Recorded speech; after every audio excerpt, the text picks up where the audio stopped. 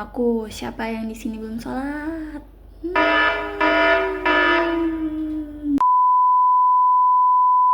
Assalamualaikum semuanya. Hari ini aku bakalan mereview sebuah buku yang sebenarnya aku belum selesai juga membaca buku ini, tapi aku bakalan tetap review buku ini karena menurutku buku ini sangat recommended ya guys. Oke, kita mulai reviewnya. Ini dia bukunya. Seperti yang kalian lihat, buku ini berjudul Muhammad the Messenger Period Madinah, Kepingan Sejarah dari Madinah Munawwarah. Buku ini ditulis oleh Samih Atif Az-Zain dan buku ini itu menceritakan secara detail perjalanan Nabi Muhammad dan juga umat Islam selama masa beliau berada di Madinah. Nah, di dalam buku ini penulis mengulas beberapa hal penting. Yang pertama yaitu tentang peristiwa-peristiwa penting yang terjadi di Madinah.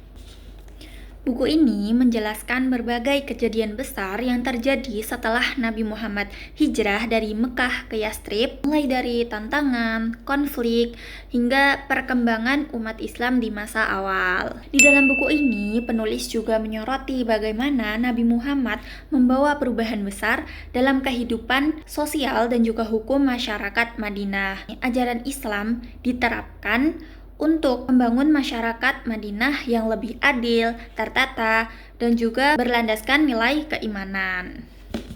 Nah, yang selanjutnya yaitu buku ini itu dapat membantu kita untuk memahami alasan dibalik keputusan dan juga kebijakan-kebijakan yang diterapkan oleh Nabi Muhammad pada saat itu di Madinah dengan melihat kondisi sejarah dan situasi yang sedang dihadapi pada masa itu. Di dalam buku ini itu juga menggambarkan bagaimana komunitas muslim yang baru saja terbentuk itu berkembang, menghadapi peperangan, serta bertahan dari berbagai ancaman yang menguji keberadaan mereka. Jadi itu ya guys, mungkin review atau gambaran umum dari keseluruhan buku ini. Nah, kali ini aku bakalan membahas salah satu hal yang menurutku itu menarik dari buku ini.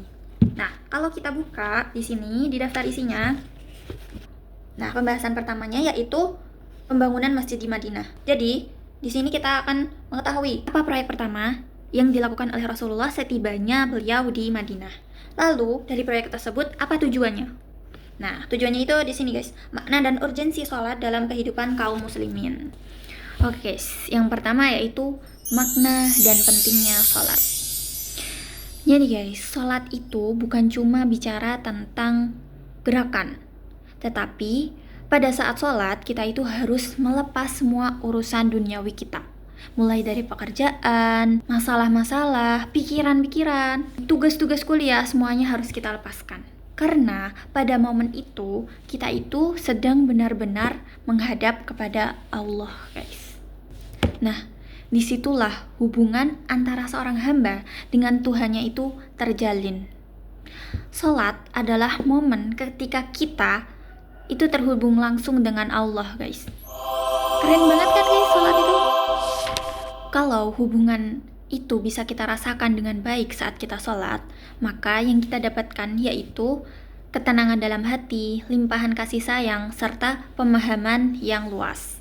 Nah, dan itu semua adalah rahmat dari Allah guys. Benar-benar beruntung orang yang bisa merasakan kedekatan itu saat sholat sih.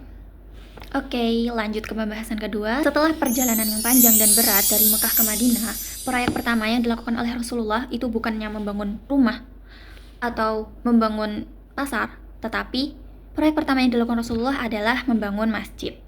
Kenapa membangun masjid? Why? Jadi guys, alasan kenapa proyek pertama yang dilakukan Rasulullah sesampainya beliau ke Madinah adalah membangun masjid, yaitu karena Rasulullah ingin menjadikan sholat itu sebagai kekuatan sosial, bukan hanya ibadah pribadi. Jadi sholat itu bukan hanya sholat sendiri-sendiri masing-masing, tetapi sholat berjamaah di masjid. Nah, makanya dalam Al-Quran Allah itu tidak mengatakan laksanakanlah sholat, tapi Allah memerintahkan kita untuk mendirikan sholat. Nah, apa makna dari mendirikan sholat itu? Sholat memang hakikatnya adalah munajat seorang hamba kepada Tuhannya. Munajat kita, hamba Allah, kepada Allah. Tetapi Islam itu tidak berhenti di situ. Dalam mendirikan sholat itu ada aturan, keteraturan, serta tatanan sosial. Nah, dari sholat berjamaah di masjid, di situ masyarakat itu akan merapatkan barisan. Jika sholat itu sudah menjadi sebuah fenomena sosial, maka saat adzan berkumandang, masyarakat Islam akan merapatkan barisannya ke masjid. Orang-orang akan berbondong-bondong untuk pergi ke masjid. Setelah itu, yang akan terjadi adalah waktu sholat itu akan terjaga. Kalau kita melaksanakan sholat berjamaah di masjid, maka tentu saja sholat ini akan dilaksanakan di awal waktu tentu saja. Terakhir yaitu makna sholat dipraktikkan bersama-sama. Tentu saja ya guys, bersama-sama karena melaksanakan sholat berjamaah di masjid itu tentu saja bersama-sama. Gak mungkin kan orang-orang masyarakat itu datang ke masjid tapi di masjid sholat sendiri-sendiri, itu gak mungkin kan guys. Jadi sholat itu bukan cuma ibadah individu, tetapi sholat itu telah menjadi fenomena sosial yang akan membentuk masyarakat yang islami. Gitu guys. Yang selanjutnya, apa peran masjid dalam membangun umat? Nah, saat kita sholat di masjid tentunya akan ada imam yang memimpin. Nah, dengan adanya imam, yang pertama, masyarakat akan belajar gerakan sholat yang benar. Yang kedua, memahami syarat dan rukun. Ya, selanjutnya mempelajari makna bacaan sholat dan juga mengenal amalan-amalan kebaikan. Dari mana mereka semua itu tahu? Yaitu dari interaksi sosial yang terjadi.